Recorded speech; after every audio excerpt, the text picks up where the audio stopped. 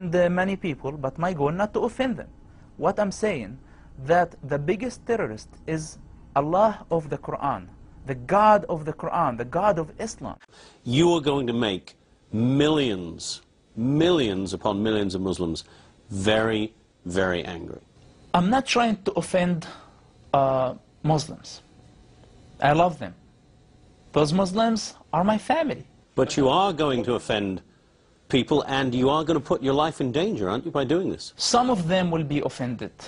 Some of them will be offended. But I am sure, I believe that many of them will wake up. Some of them will try to kill you. They will. They will. If they will kill me, they will kill this body. But the question, what about my soul? What about my ideas? What about my beliefs that I shared with everybody? Will they be able to kill this?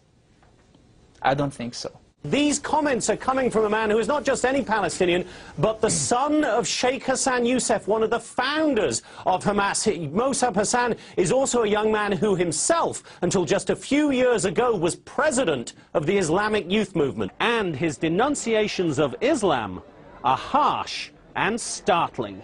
Every Muslim who read the Quran, if they allow themselves to listen to this Quran and believe in the same time that this is from God, I think they are sick and they need help. I believe that Islam is collapsing already.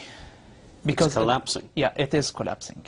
It looks from the outside, it's growing, but from the inside, it's completely collapsing. It's not giving answers to the people. It's not improving their lives. It's not helping them at all. Within 10 years, that's it.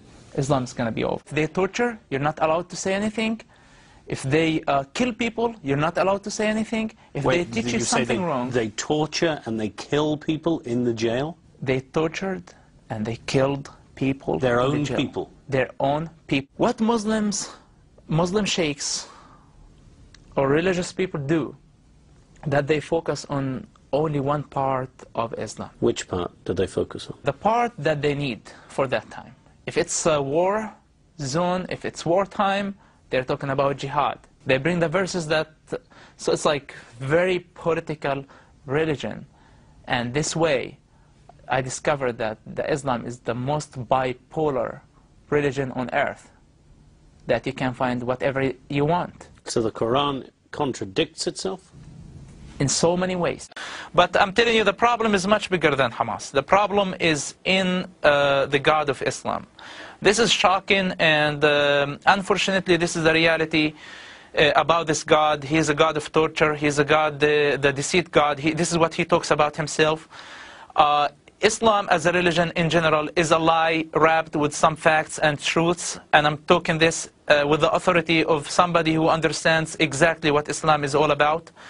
And it's the biggest lie in history, in my opinion.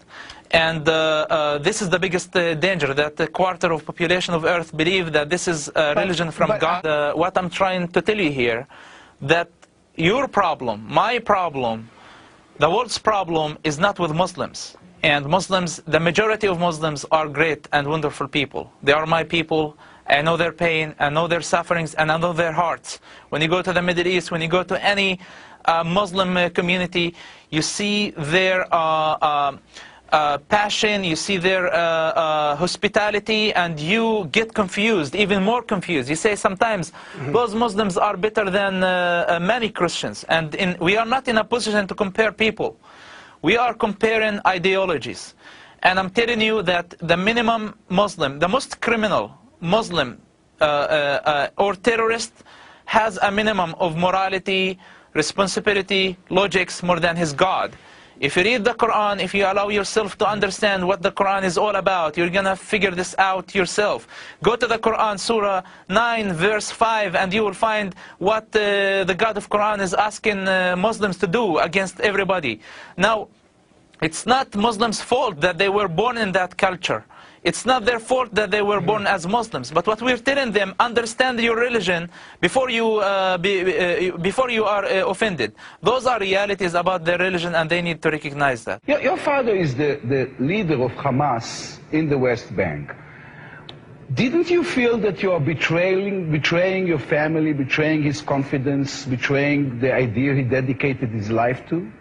How did I betray him? By saving his life, for example? I'm not doing him a favor. This is my dad. I know I rather to die and he doesn't get hurt. I look like a traitor because I am doing what my people need, not what my people want. You decided at some point to leave Islam altogether and you converted to Christianity, right?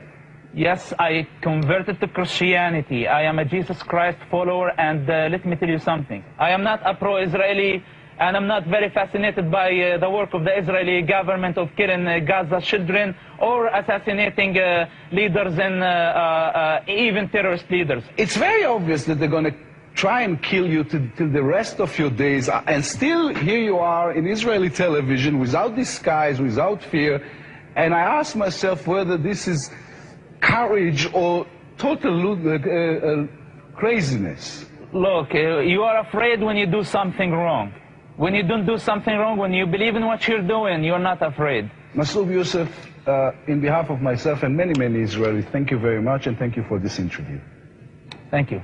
We have a problem with a gangster has been for the last 1400 years, and he will be there for the next 500 years if nobody will stop him.